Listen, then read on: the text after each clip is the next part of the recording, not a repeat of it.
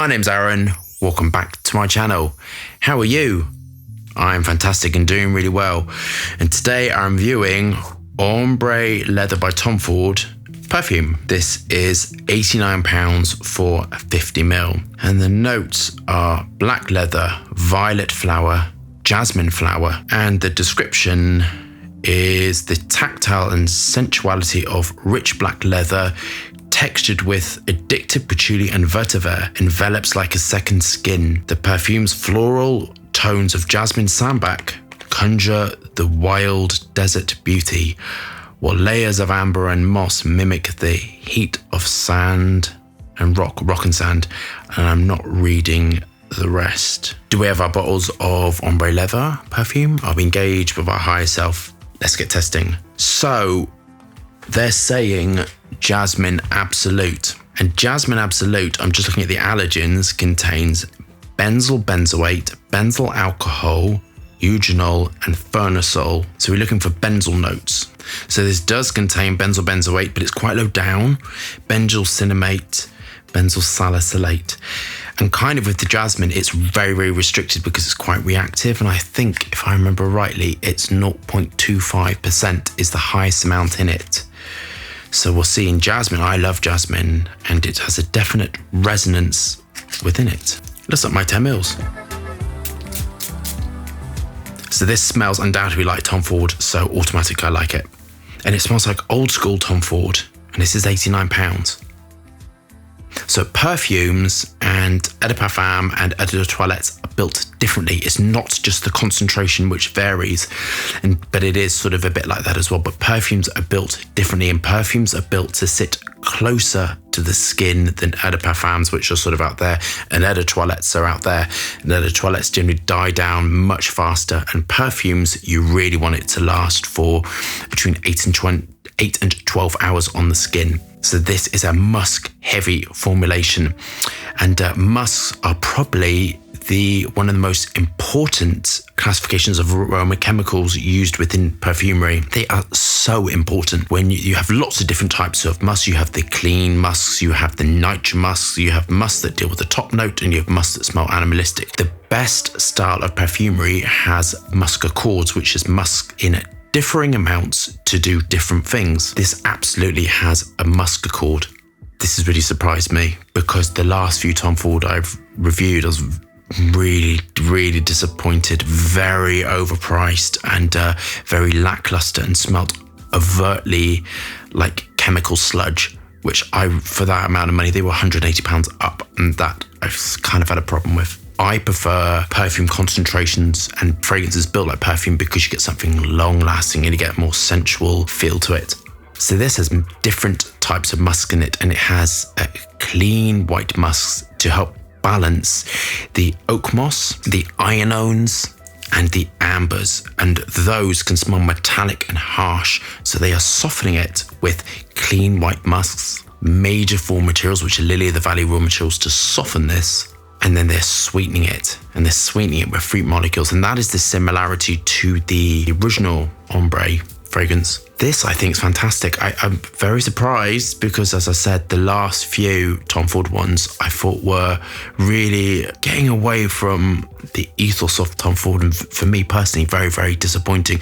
And I personally wouldn't wear, and I felt were massively overpriced. And this is £89. The leather accord is a mixture of 2 leather notes, one which smells of suede leather, and one which, interestingly, is called Sebque Quinolone, I think, can be used in lots and lots of different directions. It can be used to add into citrus accords to make it smell very, very masculine at trace amounts. It can be used with fruit accords to just make it smell woody. And in this aspect, it's been used to add a top note leather note to give it a leathery feel.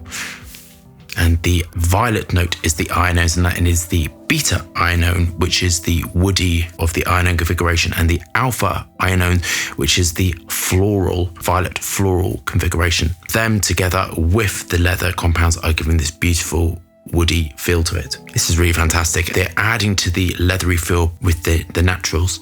This undoubtedly has cedarwood, and I'm dealing a lot with cedarwood at the moment, and cedarwood is fantastic to make things smell natural woody. And as I said, there's different types of cedarwood. There's cedarwood Atlas, which acts on the top note, which doesn't really smell of cedarwood. It just gives a light, more of an ozonic cedar feel. Chinese cedarwood, which smells sort of cedarwood. And you have cedarwood Texas, which is another form which smells sort of much more aggressive. I'd say they're using the Chinese cedarwood within this. It goes fantastically with Orientals, actually. Patchouli is just, I mean, you couldn't really create this out, patchouli. And then to deal with that sort of smokiness, there's a slight smoky sort of vibration with it. They're using a raw material called terpenous patchouli, which is a white crystalline substance at room temperature, and I've been experimenting with it for about a year now, and it adds smokiness and a slight harshness to a formulation.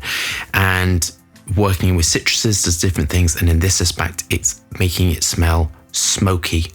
On to my final thoughts. I'm very, very surprised at this, and really pleasantly surprised, because, as I keep saying, I think that the peach fragrance and the fabulous fragrance I thought were just getting away from what Tom Ford is. Fantastic perfumery. I kind of love this, and it smells similar to my work, which is why I think I'm really resonating with it. As I'm going to say, you're not going to get that projection, but it's a perfume, and what I sort of think is I'd rather give you a fragrance which lasts a lot longer, which as you move, you get movement with it, and I think that's much, much more sensual than a fragrance which is out there in your face and screaming, which I kind of think is for one type of demographic. I think this is another type of demographic. This would sell really well in Germany and America, and some parts of the UK. I'll go through marks to you. The first two marks are whether it is longevity and projection. This is built like a perfume, so it's going to last on the skin and it's going to be moving off slowly. And that is the musk accord and the major raw materials. So that is a 2 out of 2, because I think it's just going to be monstrously long lasting. Next two marks are sort of legal, safe and compliant. Yes, absolutely. The box is legal, safe and compliant. This would have all its regulatory paperwork, and it smells very safe, robust, long lasting, skilled perfumery here. Next marks the price. This is really worth the price. It's a very expensive formulation. Musks are very expensive, and when you put them at high concentrations, it's kind of very expensive. So this is absolutely dead on the price. I think it's fantastic for the price, actually really good. And the last 4 marks are whether I like it. This actually is the first Tom Ford that I really, really love. If I'm going to be super, super, super critical, it's kind of, I would love it just to have a little bit more projection, just fractionally more, because I'm going in now when it's drying down, quite close to my skin, and I would love it just out there. If it did out there, it would get a 10. So just purely because of that, I'm going to mark it a 9, because I just love it out there. But the price is fantastic. It's legal and safe. Technically, it's brilliant. I think it smells like old school Tom Ford, and I hope they produce more stuff like this. I'm actually getting movement of it, which I really love. I'm marking 9.5 out of 10. I think it's really cool. I think it's brilliant, and I can thoroughly recommend it to you. So I hope you love that review. Thumbs up and subscribe for more fascinating, interesting content, lots of moving hands, and lots of fragrance views. Hope you're staying safe and well, and I'll see you soon.